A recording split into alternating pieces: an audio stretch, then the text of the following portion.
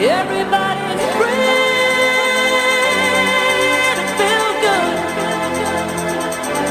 Everybody's free to feel good.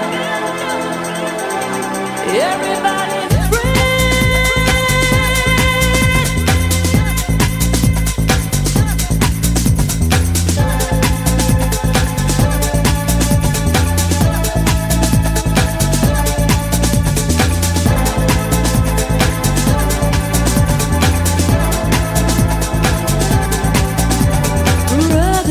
Sister, together we'll make it through. Someday a spirit will lift you and take you there. I know you've been hurting, but I'll be there waiting to be there for you. And I'm there just helping you out whenever I can. Come, everybody's free.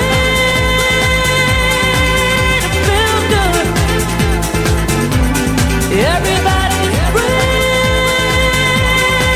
to feel good. We all are a family that should stand together and warm, helping each other instead of just wasting time. Now is the moment to reach out to someone. It's up to you. Sharing their hope, then love will bring through. Come, everybody's free to feel good. Everybody's free to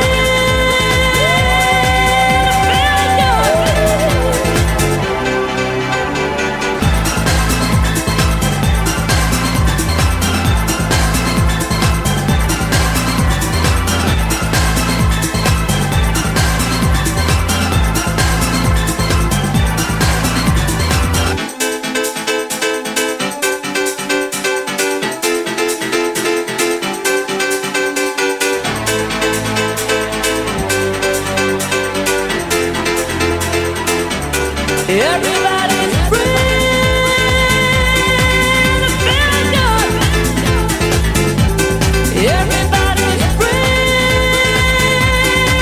to feel good.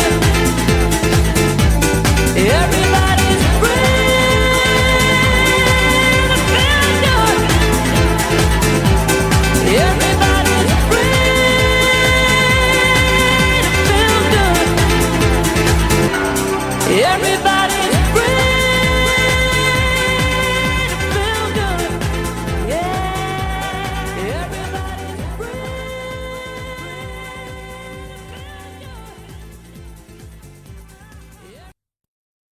That was Everybody's Free, an iconic club anthem from the 1990s that everybody knows.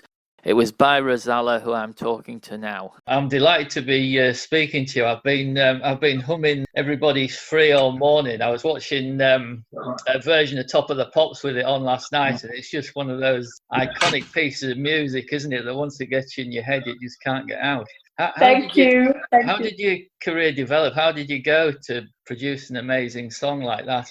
What was your story? Well, I was born in Zambia and grew up in Zimbabwe, and all my life I've wanted to be a singer. And in Zimbabwe, I got as far as I could go with being a singer, and I thought I want to break out and be an international singing star. So either I hoped America or England would happen, and it just so happened to be England. To cut a long story short, I came to the UK, started recording stuff, and then I was sending it round to record companies, hoping to get a deal. And then it was cassettes at the time, fell in the lap of Tim and Nigel, who were known as the Band of Gypsies. And they got in contact and said, "We love your voice. We've got stuff. We'd love to work with you." I went to meet them, and we had a meeting, and they said, "What do you want to do? What style of music do you want to do?" I said, "Look, I want to do dance music. I want to do songs that'll lift up people and get them up dancing. I want songs that will have positive lyrics." And that's how, if you listen to the whole album of Everybody's Free, the majority of the lyrics and songs on that album are very uplifting and very positive. You know, Are You Ready to Fly? Faith in the Power of Love, Everybody's Free to Feel Good. You know, they're all uplifting. I mean, it was sort of a song like Everybody's Free. It must have just about changed your life, did it? To suddenly produce something like that and go to #1 and top 10 in the UK, and it must have been absolutely, absolutely. And what's even more staggering, Richard, is that, you know, Everybody's Free is 29 years old this year, and you know, I think and I believe, apart from it being such a good song with positive lyrics that everyone can take it how they wish, the profile has been kept for that song by the thousands of remixes that have been done and that are out there. You know, I see, like, on The Voice or the X Factor, quite a few of the contestants doing the song, and I just think to myself, it's all that has helped keep the profile of that song raised. I mean, I when I sort of was first looking back, I mean, I knew the song, and I thought originally it must have been from the 80s, because I don't usually go past the 80s, but it was early 90s, wasn't it? But it's a song that I really know really well, and it is a terrific song. Was it more successful in America or in the UK? I honestly, I mean, it was at #1 for about 5 or 6 weeks in the American club dance charts. And so was Faith and Are You Ready to Fly, I believe. So yeah, it had its success in America. I would say my gauge would be that it was even more successful in Europe and England. And how many Top of the Pops appearances did you do? Oh my goodness. I think in total, not only for Everybody's Free, but in total of all my other tracks, I think I appeared on Top of the Pops about 8 times. Right, wow. And is it right on Top of the Pops? Do you sing on Top of the Pops, or is it miming? Well, every time I went on, I sang live. Right. You know, I prefer to sing live. Yeah. There was an occasion where I lost my voice and I had laryngitis, and I had an appearance, and I wasn't feeling sick or anything. And they're like, we still want her on so she can mime. And it was a song called This Time I Found Love. So I think that was the only song I ever mimed. Right. Or I did top and tail, actually, what they call top and tail. So I sung the verses that were within the range I could sing, and they left the chorus on and I sang on top of it. But generally, otherwise, I sang live all through. I mean, when I look back now at some of the performances, I think, oh, I sang live there. Oh, I didn't do too bad. Because I remember being on Top of the Pops when you were actually filming it. And remember, I was just new from Africa. All this was new to me. It was so nerve-wracking. I was so nervous, right. You know. And they'd want us there like mid-morning, and then you're doing the run-through and your voice hasn't woken up, you know. And a few times, I remember each time doing the run-through, my voice was still asleep. A frog would jump out and I go, oh, this is awful. They're going to record me and a frog would be jumping up. But by the time we recorded the actual thing, a few hours had passed by, so my voice would have warmed up and stuff. But it was quite an experience. I bet it was, yeah. And then you also were, you toured with Michael Jackson, didn't you, supporting Michael Jackson? Yes, I did. I supported Michael Jackson in 1992, his last tour, the Dangerous Tour, you know. And that, I always say, Richard, was the highlight of my career. What was he like to work with? Incredible, unbelievable. It was just surreal. You know, you grow up, you know, I grew up loving the Jacksons, the Jackson 5 as they were known, in Africa. And, you know, we tend to look at big stars as gods, like they're not part of us, like not part of the human race. You know, you tend to have this idea of them. And really, when we're all human beings, just some have done but better than the others. Yes. And then, lo and behold, I get asked to support Michael Jackson, and it was just absolutely surreal. What's the biggest arena that you've performed in?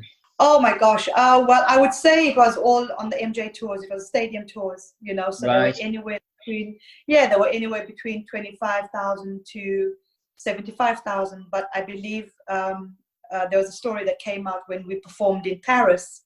The fans were so eager to see Michael that they burnt the gates down, pushed themselves through and there ended up being about 100,000 fans in the stadium. Wow, God. Yeah, and I remember going out on stage, and you know, because the stage was high up and the audience were a little down, so you could see above their heads, so to speak.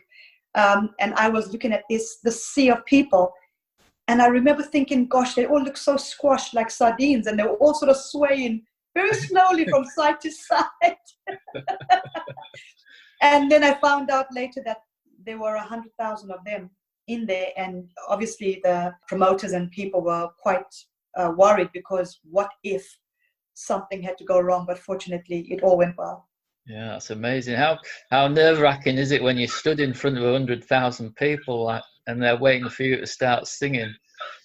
It was frightening. It was a terrifying, nerve-wracking experience. Honestly, again, like I say, you know, I just started traveling to the UK late 1988, 89. I've been traveling back and forth. And then 1990, I decided to live here, because then I was getting ready to release the Everybody's Free album.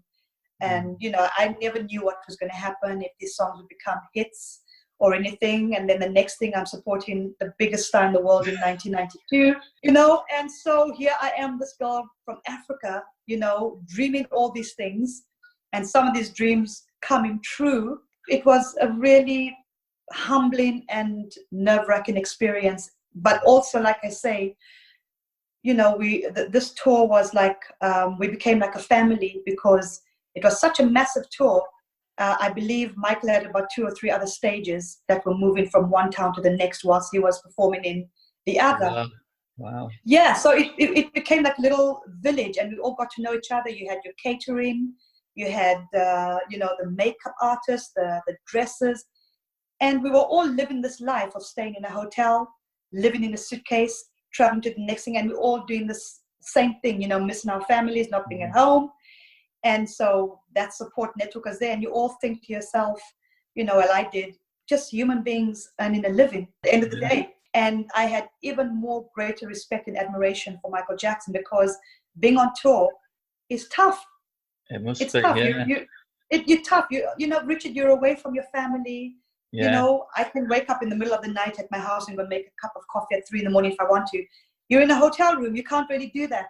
You know, maybe now, yes, you've got coffee and tea and coffee making machines, but it's just not the same. So I remember thinking, after the 3 months or 3.5 months that I was on the tour, that I'm done. I want to go home. I don't care if this is Michael Jackson. I love him, but I'm done.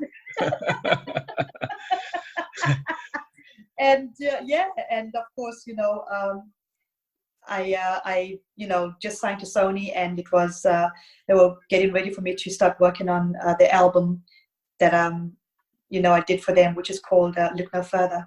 So I thought, yeah, Michael, you know, you're a big star. I'm still trying to get there, so I got to go now. Thank you very much. And you had quite a lot of hits, didn't you, through the 90s? Yeah. And then what have you been doing in the 2000s? Well, in the 2000s, I've still been doing, you know, live gigs, like I'm still doing now, club dates, private gigs. I've noticed over the years, Richard, my club dates have become, I'm doing more festivals, more, right. You know, you asked earlier how big are your gigs. Well, the club dates that I'm doing now could be anywhere between 1,000 to 2,000 people, which for me personally, for a club date, is massive.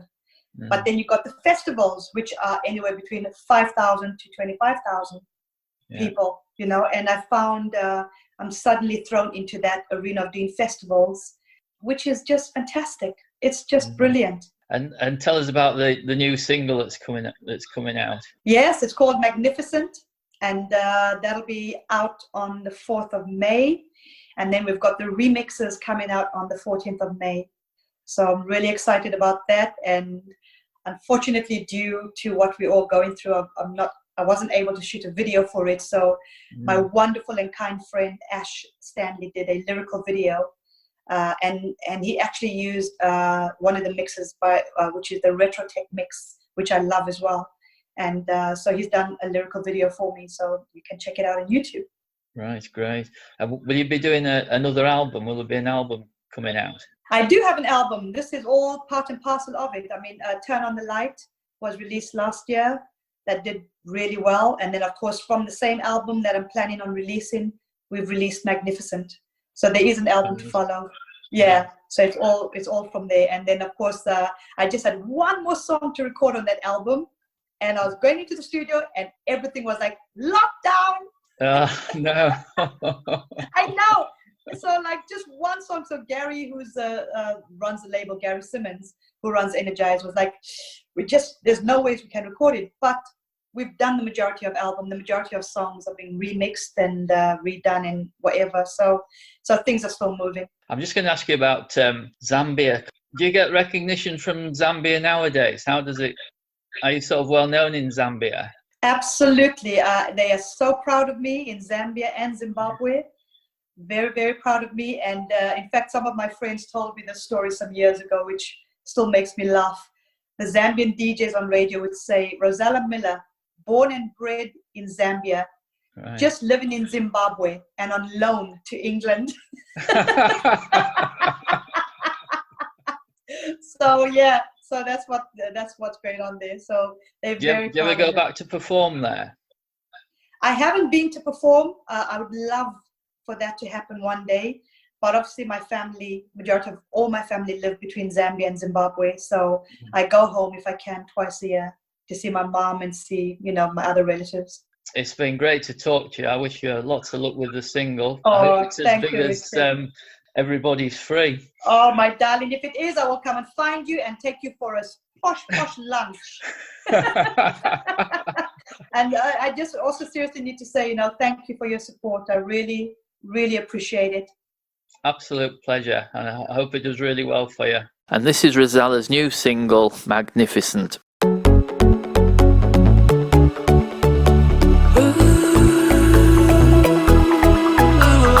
Another night in another club, another chance to imagine a stranger cares. I'd given up on the thought of love, then turned around to discover that you were there. I see the stars and I'm unimpressed. I see the